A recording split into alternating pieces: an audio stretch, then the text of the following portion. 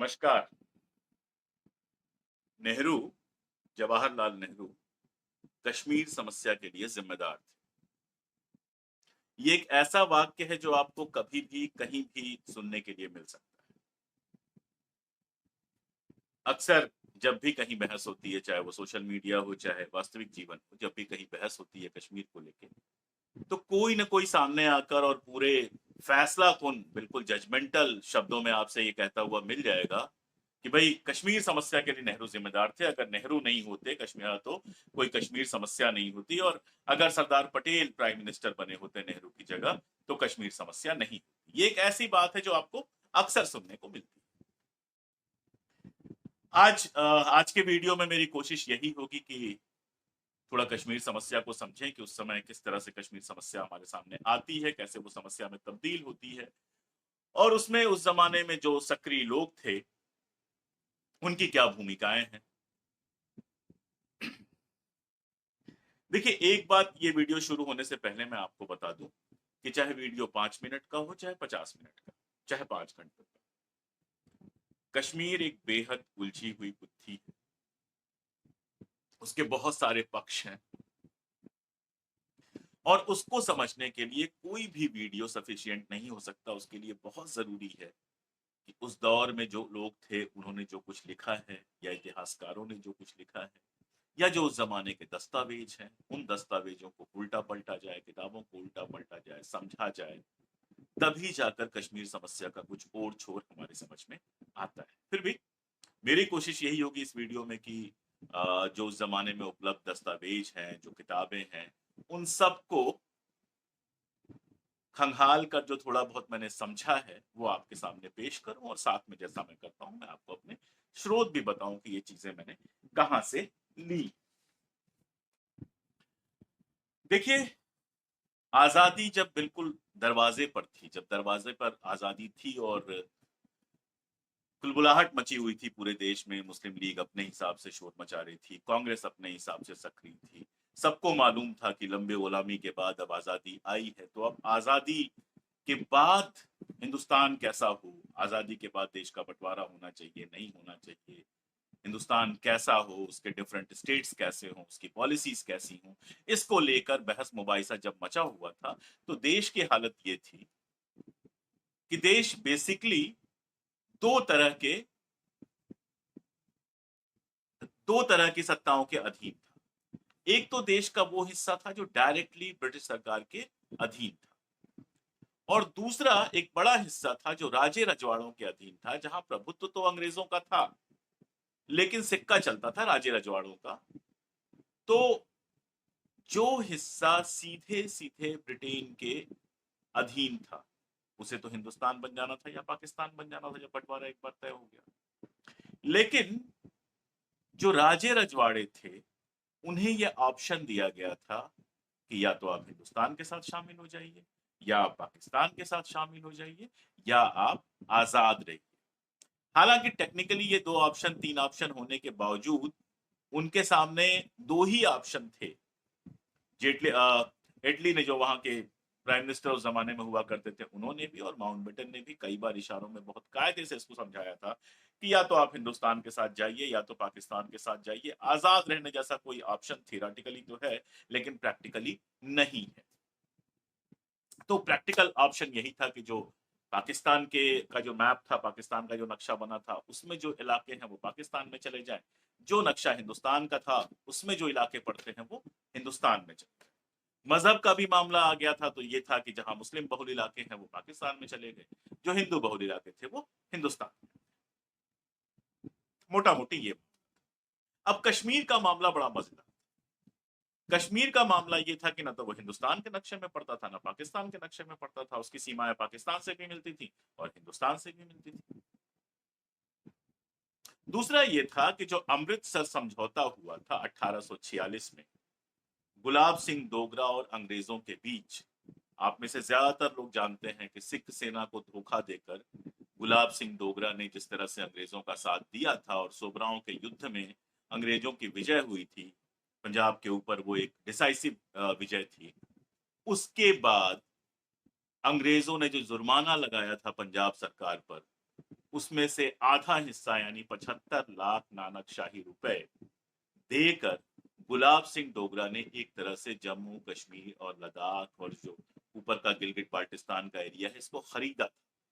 इसीलिए शेख अब्दुल्ला भी उसको सेल डीड कहते हैं, गांधी भी उसको सेल डीड कहते हैं। अक्सर इतिहास की किताबों में जब आप पढ़ेंगे तो अमृतसर समझौते को सेल डीड कहा जाता है, क्योंकि 75 लाख नानकशाही रुपयों के बदले ये राज्य खरीदा गया।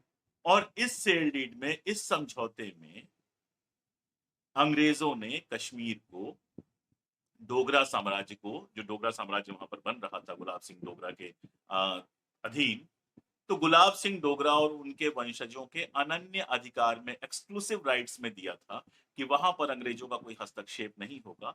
वो जब तक चाहेंगे वहां पर, जब तक वो वहां रहेंगे, वो वहां पर राज करते रहेंगे। इसीलिए आप देखते हैं कि शुरुआती जो दो राजा हैं, गुलाब सिंह जी और उनके बेटे रणवीर सिंह जी, उनके जमाने में ब्रिटिश रेजिडेंट भी वहां पर नहीं होता है।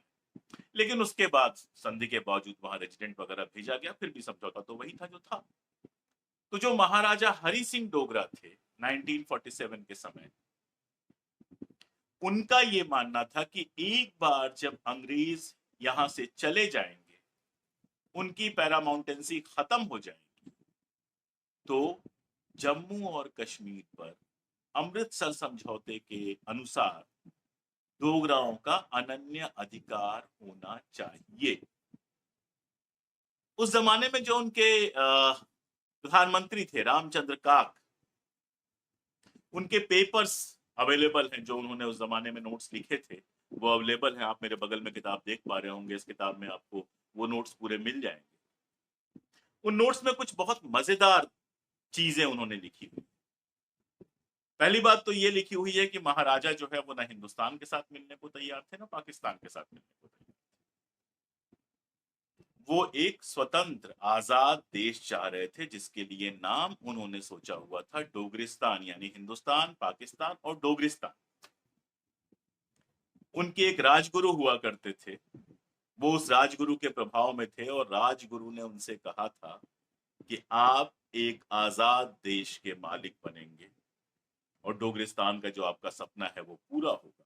तंत्र मंत्र वगैरह किए थे, और उसके प्रभाव में आकर महाराजा जो है वो न तो हिंदुस्तान के साथ मिलने को तैयार थे, ना पाकिस्तान के साथ मिलने को तैयार थे। अब ऐसे में दोनों देशों ने अपने अपने तरीके से कोशिश शुरू की कि भाई कश्मीर जो है वो हमारा हिस्सा बन जाए। पाकिस्तान मुस्लिम बहुल देश था, तो वो मान के चल रहे थे, जिन्ना मान के चल रहे थे कि कश्मीर जो है वो सेब है एक ऐसा जो हमारी झोली में टपकेगा ही, पकेगा तो हमारी झोली में टपकेगा, क्योंकि वहां पे मुसलमान बहुत ज्यादा है। मुसलमानों की बहुसंख्या है वहां पर, 76% के आसपास थे पूरे जम्मू और कश्मीर स्टेट को मिला के, और अगर केवल घाटी को देखें तो लगभग 96% थे। तो चूंकि जिन्ना का मानना था कि दोनों मुल्कों का जो बंटवारा हुआ है वो मजहब के आधार पर हुआ है, इसलिए वो ये मान के चल रहे थे कि कश्मीर आज नहीं कल जो है वो हमारे हिस्से में आएगा। लेकिन हिंदुस्तान, और खास तौर पे हिंदुस्तान में जवाहरलाल नेहरू, उन्हें भरोसा था शेख अब्दुल्ला से अपनी दोस्ती का, और नेहरू खुद कश्मीरी थे। आप जानते हैं कि शेख अब्दुल्ला ने पहले मुस्लिम लीग बनाई थी, मुस्लिम कॉन्फ्रेंस बनाया था, लेकिन लाहौर में जब उनकी नेहरू से मुलाकात हुई, उनके साथ NWFP तक वो ट्रेन से गए और लंबी बातचीत हुई, तो न केवल उन्होंने मुस्लिम कॉन्फ्रेंस को नेशनल कॉन्फ्रेंस में बदला और उसमें सिखों, हिंदुओं और बाकी सबको जगह दी, बल्कि कांग्रेस ने जो एक संगठन बनाया था जिसमें इस तरह की जो जागीरदारियां और इस तरह की जो रियासत थी, उसके लोगों का, जो पीपुल्स कांग्रेस बनाई थी, उसके सदस्य भी बने और कांग्रेस के साथ कदम से कदम मिलाकर चले भी। शेख अब्दुल्ला एक सेकुलर नेता थे और नेहरू मान के चल रहे थे, नेहरू ये मानते थे कि अगर शेख अब्दुल्ला हमारे साथ आते हैं तो कश्मीर हिंदुस्तान के साथ है। यहां ये याद रखिए कि कांग्रेस, जवाहरलाल नेहरू या हिंदुस्तान की जो उस समय राजनीति के प्रमुख लोग थे, वो ये नहीं मानते थे कि मजहब के आधार पर बंटवारा हुआ है। इसलिए उनकी स्पष्ट मान्यता थी कि मजहब कोई सा भी हो, लेकिन अगर जनता चाहती है हिंदुस्तान के साथ रहना तो उसे हिंदुस्तान के साथ रहने का हक दिया जाना चाहिए। इसी बीच में मैं आपको बताऊं कि जो ऑल इंडिया पीपुल्स कांग्रेस थी, जो मैंने आपको बताया कि रजवाड़ों में जो कांग्रेस संगठन था, ऑल इंडिया पीपुल्स कांग्रेस, उसके जो सचिव थे द्वारकानाथ खाचरू जी, जो खुद एक कश्मीरी पंडित थे, वो शेख से मिलने गए अक्टूबर की शुरुआत,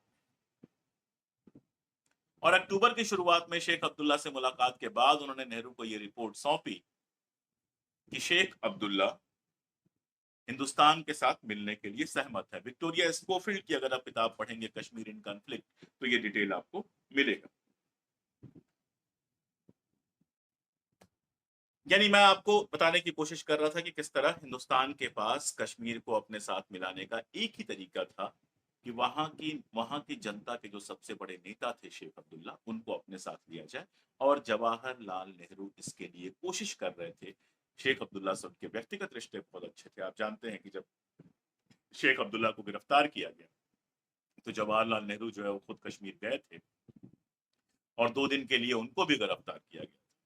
तो दोनों के बीच में रैपो बहुत अच्छा था। खैर, हम थोड़ा पीछे लौटते हैं। लेकिन इसी समय जो हमारे राजा साहब थे, महाराजा साहब थे, वो हिंदुस्तान से मिलने के लिए बिल्कुल तैयार नहीं थे। एलियस्टर लैम करके एक राइटर है जिनकी किताबें हिंदुस्तान में अक्सर बैन हैं क्योंकि प्रो पाकिस्तान माने जाते हैं। वो उनकी किताब है अ डिस्प्यूटेड लेगेसी। उसमें वो लिखते हैं कि मैं यह सोचने पर बाध्य हूं कि महाराजा और काक इस संभावना पर बहुत गंभीरता से विचार कर रहे हैं कि यदि भारत सरकार बनती है तो वह इसमें शामिल नहीं होगी। और इसी के साथ अगर हम जोड़कर पढ़े प्रेम शंकर झा जिनकी किताब है ओरिजिन ऑफ अ डिस्प्यूट, उन्होंने इशारा किया है, उन्होंने बाकायदा इशारा क्या किया है, लिखा है इस बात को बहुत साफ साफ कि जो मेजर जनरल स्कॉट थे, अंग्रेजी सेना के प्रमुख जो जम्मू और कश्मीर में थे, वो महाराजा के ऊपर दबाव बना रहे थे कि लगातार दबाव इस बात का बना रहे थे कि वो पाकिस्तान के साथ शामिल हो जाए। मेजर जनरल स्कॉट के बारे में मैं बता दूं कि यही वो व्यक्ति थे जिन्होंने गिलगिट और बाल्टिस्तान को किसी लड़ाई से, किसी संघर्ष से, किसी बहस से पहले पाकिस्तान को सौंप दिया था। बाद में इनको पाकिस्तान का सबसे बड़ा नागरिक सम्मान भी मिला।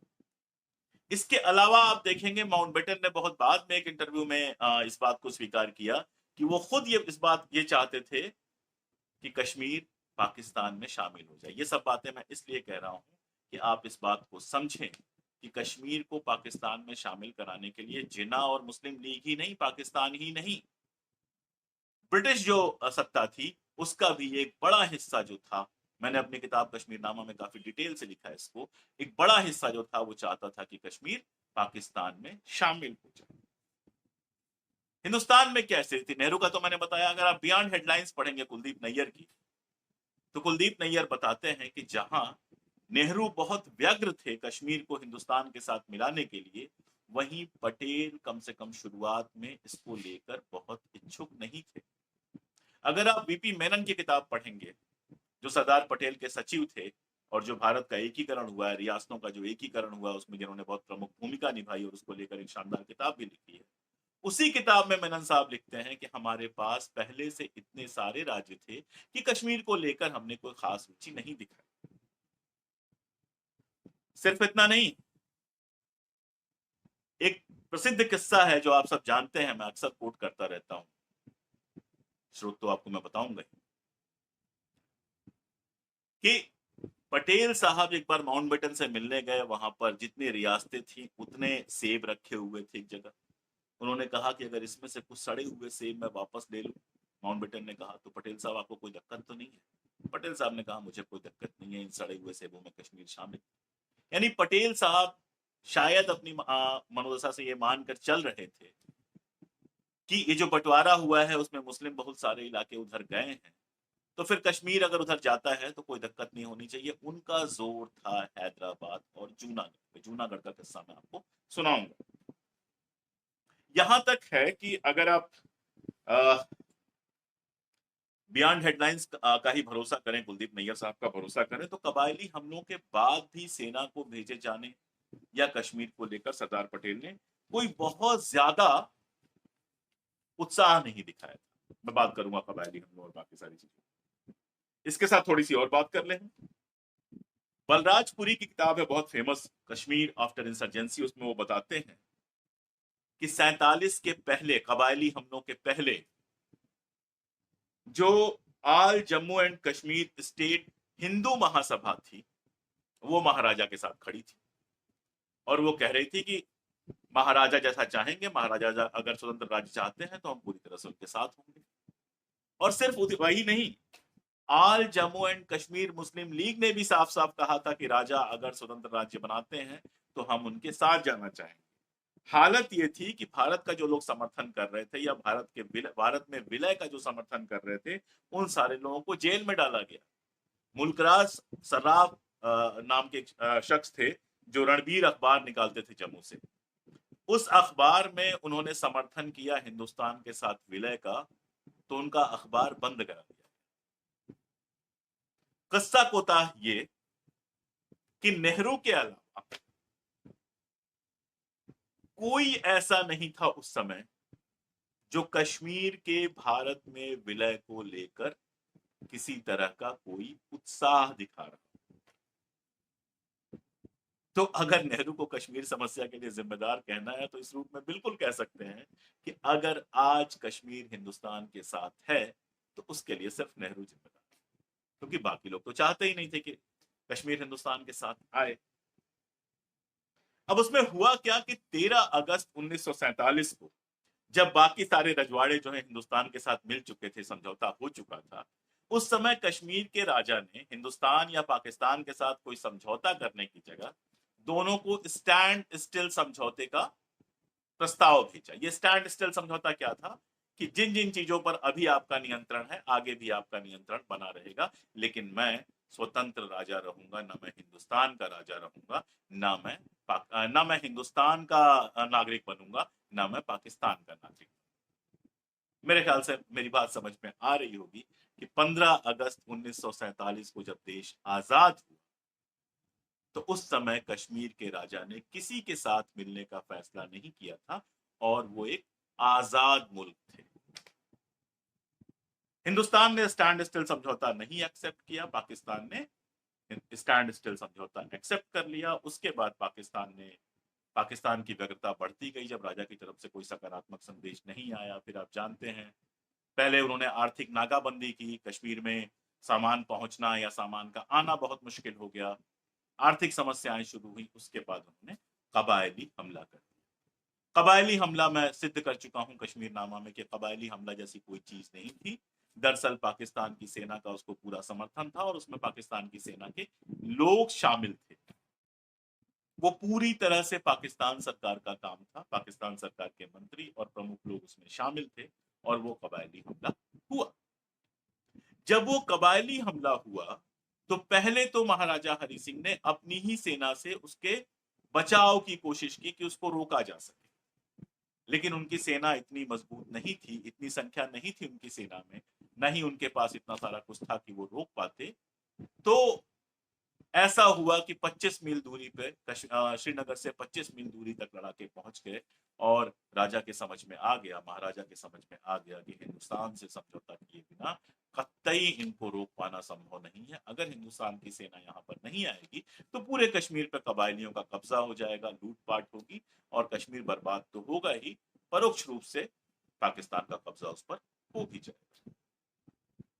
तो फिर क्या हुआ वो जानते हैं, वो शार्ट में ही बताता हूं मैं आपको कि हिंदुस्तान से उन्होंने बात की। हिंदुस्तान ने बहुत साफ साफ कहा कि जब तक विलय पत्र पर आप हस्ताक्षर नहीं करते, हिंदुस्तान के साथ आप मिलते नहीं हैं, तब तक हम अपनी सेना नहीं भेज पाएंगे, क्योंकि 3 आजाद ममालिक का मामला था, 3 आजाद मुल्क थे, हिंदुस्तान, पाकिस्तान और कश्मीर।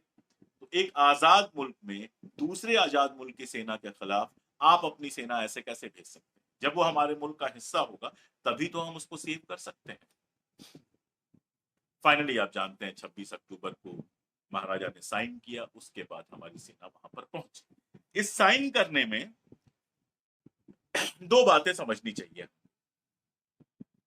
पहली बात तो ये कि वहां पर जो एडमिनिस्ट्रेशन था, महाराजा हरि सिंह जब सारा कुछ लेकर अपना चले आए, अपने गलीचे, अपनी सारी संपत्ति और साथ में कश्मीर के हिस्से का सारा डीजल पेट्रोल जो था, वो सब कुछ लेकर अपने कन्वॉय के साथ जब वो जम्मू चले आए तो वहां की व्यवस्था शेख अब्दुल्ला को सौंपी गई। उनको वहां का निदेशक बनाया गया प्रशासन का। हालांकि मेहरचंद महाजन जो प्राइम मिनिस्टर थे वो अभी बने हुए थे, लेकिन शेख अब्दुल्ला को वहां का चार्ज दिया गया और शेख अब्दुल्ला और उनके लोगों ने, जो पीपुल्स मिलिशिया थी, उन्होंने भारतीय सेना के आने के पहले तक कबायलियों को संभाला, रोकने की कोशिश की जितनी भी कर सके, और भारतीय सेना के आने के बाद भारतीय सेना के साथ पूरा सहयोग किया और वो लड़ाई लड़ी।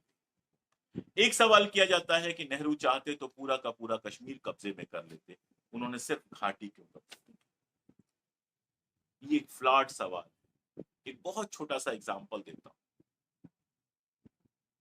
युद्ध के दौरान ही एक पत्र है, गोपाल स्वामी अयंगर को एक पत्र लिखा है सरदार पटेल ने, और उस पत्र में लिखा है कि अगर ये इस युद्ध ने हमारे आर्थिक स्रोतों को पूरी तरह से निचोड़ लिया है और अगर ये युद्ध ऐसे ही चलता रहा तो हमारे लिए आर्थिक रूप से बहुत मुश्किल है।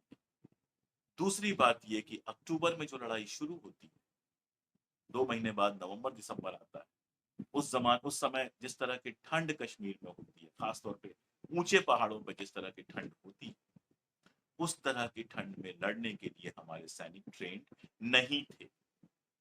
इसीलिए आप देखते हैं कि कैजुअलिटीज भी काफी हुई। फिर भी हमने सामरिक महत्व के अधिकतर इलाके कब्जा कर लिए थे।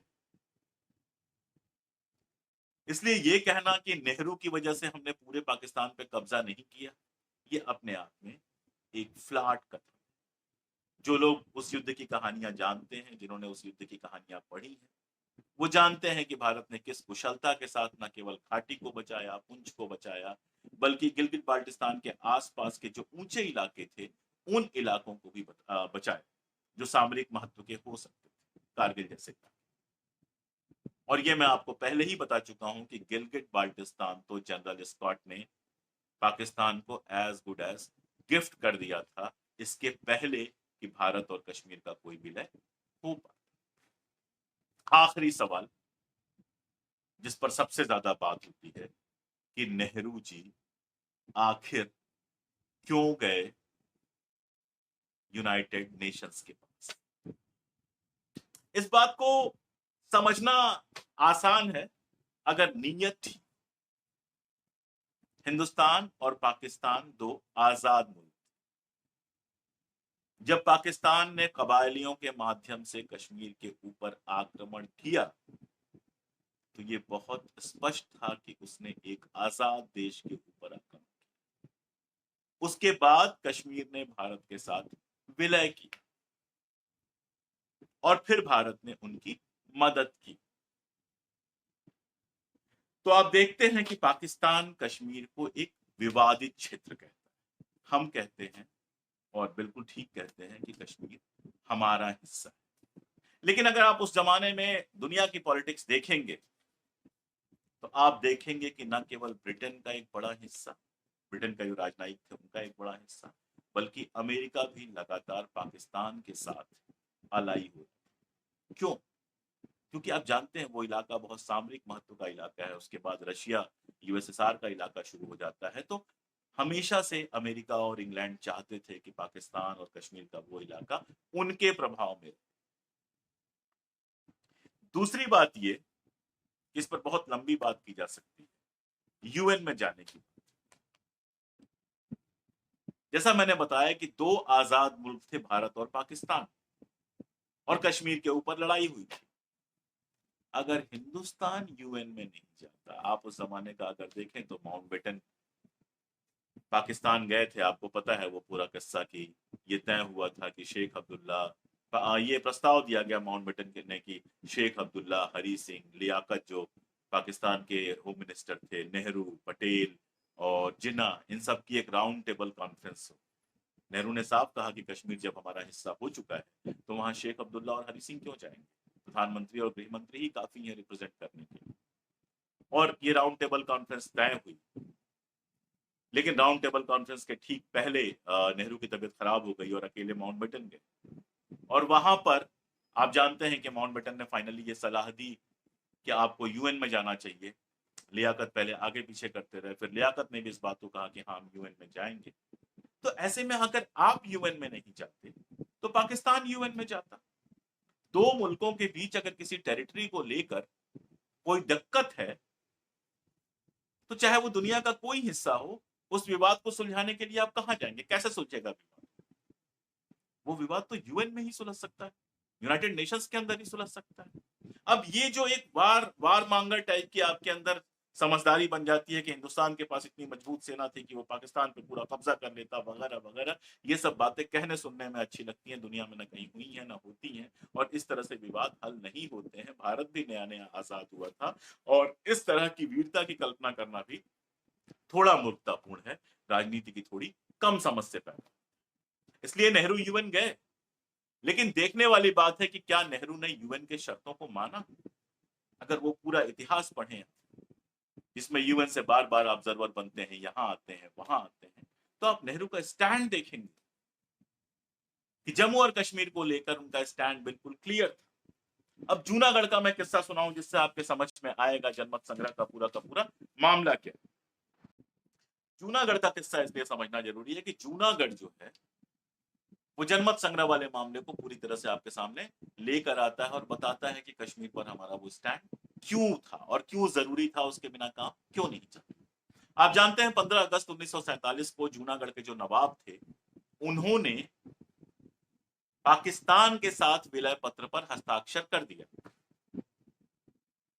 अब मोटी बुद्धि से देखेंगे तो क्या होना चाहिए कि भाई उन्होंने पाकिस्तान, जो उनके बादशाह थे, उनका जो सुल्तान था, उसने पाकिस्तान के साथ समझौता कर लिया, पाकिस्तान के साथ विलय पत्र पर हस्ताक्षर कर लिया, तो जूनागढ़ को पाकिस्तान का हिस्सा हो जाना चाहिए था।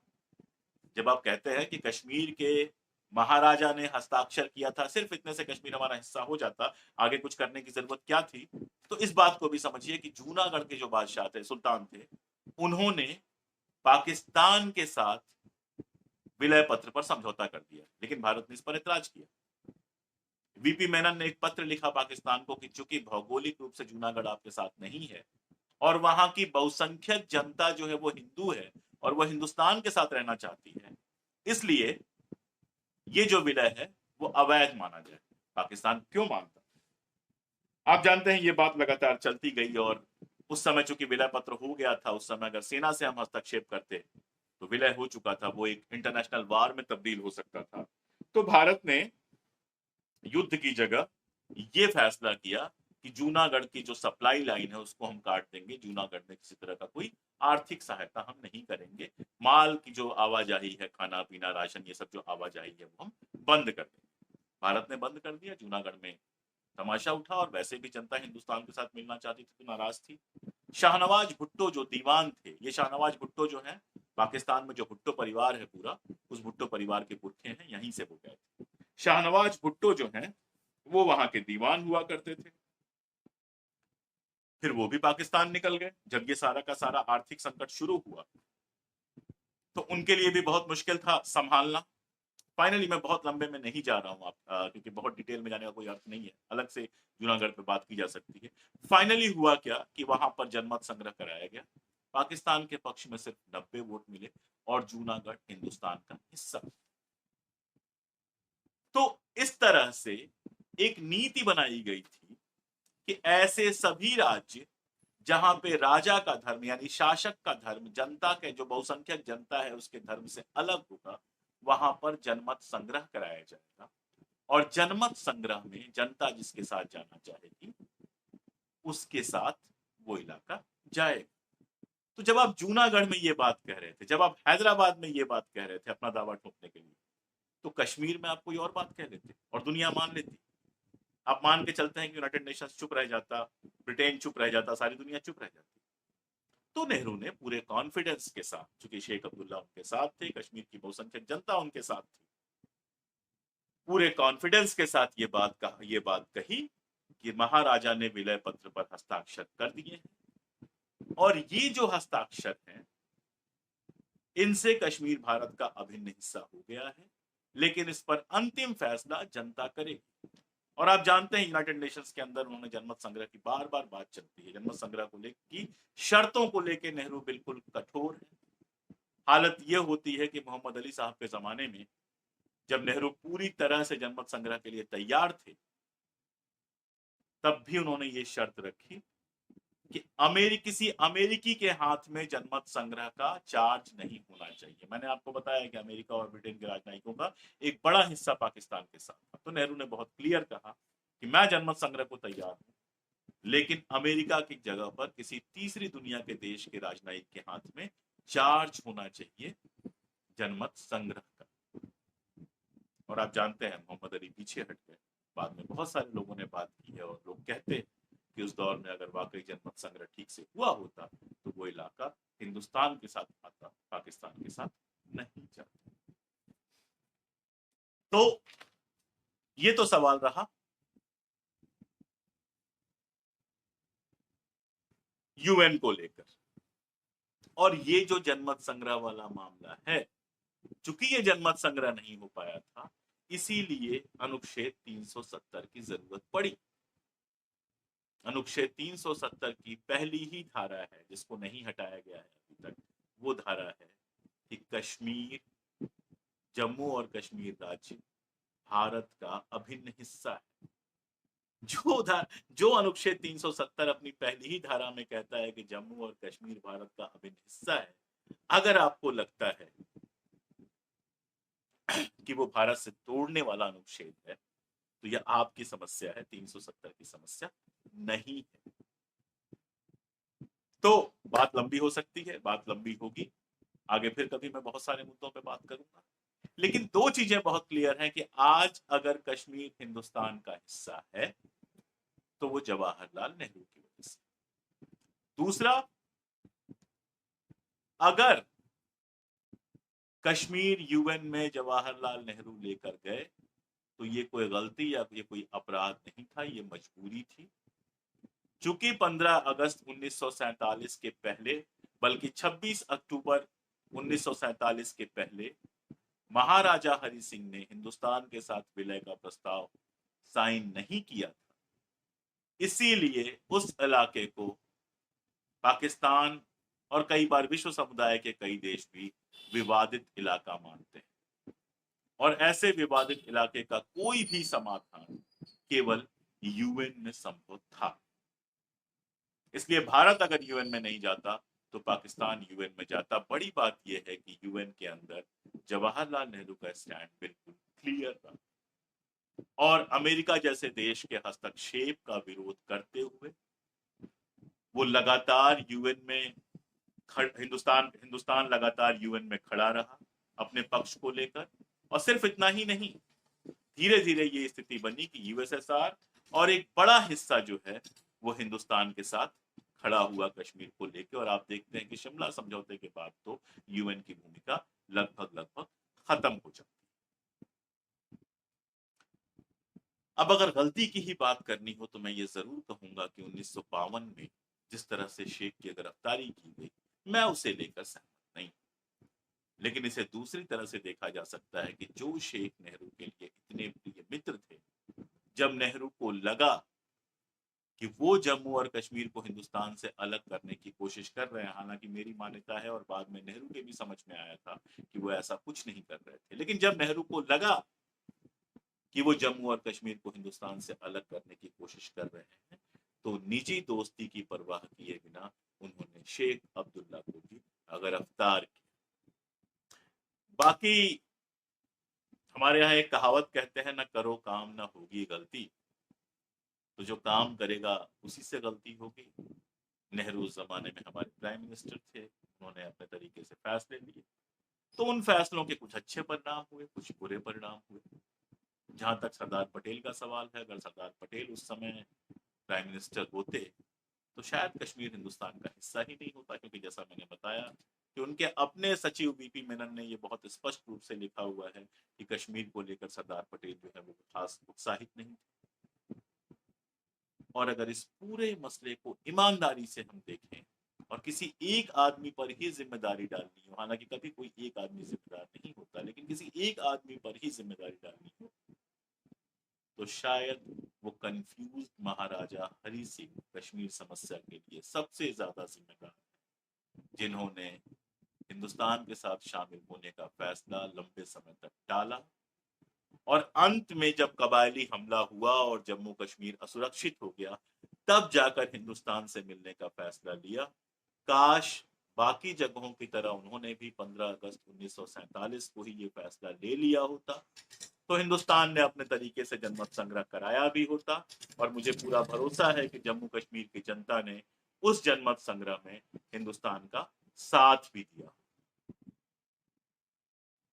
तो फिलहाल इतना ही, आगे और किसी ऐसे ही विषय पर बात करेंगे। नमस्कार।